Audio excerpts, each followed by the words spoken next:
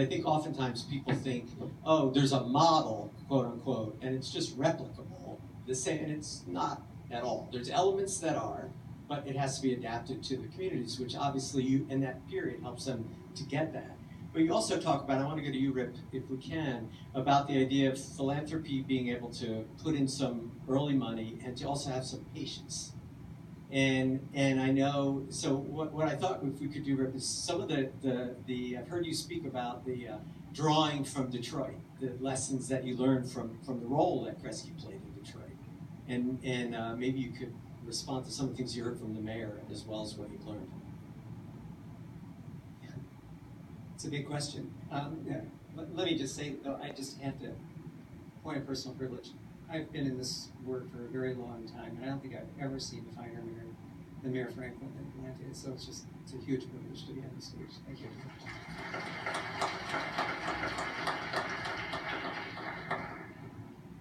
You know, and Detroit is a really complicated place. All of our communities are complicated places. I get that. But when you think about what the trajectory Detroit has been through 2008, 2009, it wasn't just the foreclosure crisis, it wasn't just the economic collapse. We had an entire administration put in the federal penitentiary, and we had an automobile supply chain and bankruptcy. It was crazy. So we thought coming out of that, we were in reasonably good shape, and 3 years later, we're in the largest municipal bankruptcy in the history of the United States. Came out of that, thought we were doing okay, and realized just how fragile a community who has gone through that sort of toxic set of sequences and going back to disinvestment in the 60s and the 70s and just on and on and on and on. In some ways, it's emblematic of other communities, but in other ways, it's highly unusual. And so when we began to sort of try to stitch through as a philanthropy how we could be helpful, you could land on small business development, and we did. You could land on revised land use, we did. You could put greater emphasis on central business district revitalization, we did. But you know, the one thing that I think I've heard from Joe, from Chane, from Zab, is that the one thing that truly works are solutions that are developed by, implemented by, and held by community. And there are ways in which philanthropy can contribute to that. The problem is that those community-based solutions almost always run up against two or three really difficult options. One is the private sector doesn't get that. I mean, this is like speaking Greek to the private sector.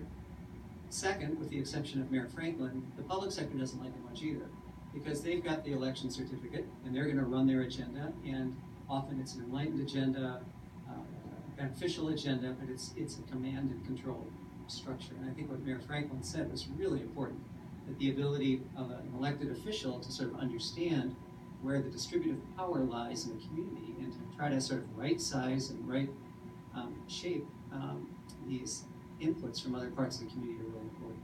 So I think the one thing that I take away from the Detroit experience is that we have evolved through fits and starts a way for the philanthropic sector, the public sector, the private sector, civil society, and the nonprofit sector to sort of reverse engineer, identify the things you're going to work on, and then have a very intentional, concerted conversation about roles, responsibilities, capacities, limitations. And the hard thing about that is that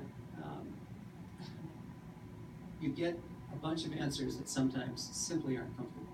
And I can't tell you the number of times that Kresge has gotten sideways with the mayor. I can't tell you how many times we've been dismissed by the private sector for just being wildly impractical about markets and markets' behavior. And I think one of the values of philanthropy is being able to sort of play this longer game, is to sort of say, all right, you know, we don't have an election certificate, but what's the point of not being accountable if you don't use it, right? In particular, if you don't use it in pursuit of social justice and racial equity. And so my sense is that if there is a lesson coming out of Detroit, it is that there needs to be a realignment of the sectors and an openness to a truly distributive power sharing arrangement that ultimately rests on building the capacity of community to solve problems.